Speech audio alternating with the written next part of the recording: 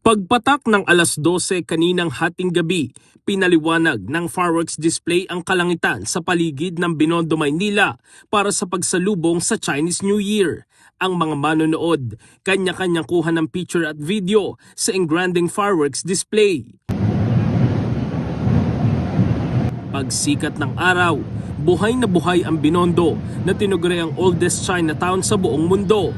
Kabilang sa pinagkakaguluhan ng mga tao ay ang Dragon Dance sa bawat kanto ng Binondo.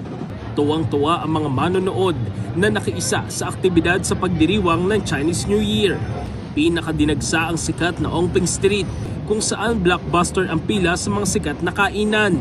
Gaya na lamang ng tindahan na ito na dinarayo dahil sa hopya at tikoy. Kaliwat kanan na rin ang mga nagbibenta ng mga Lucky Charms.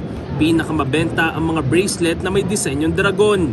Ayon sa ilang nagtitinda, wala namang masamang maniwala sa mga pampaswerte pero dapat samahan pa rin ng gawa. Bandang alas 3 naman ng hapon nang ginanap ang inaabangang parada na nagsimula sa Manila Post Office at dumaan sa makasaysayang mga lansangan ng Binondo.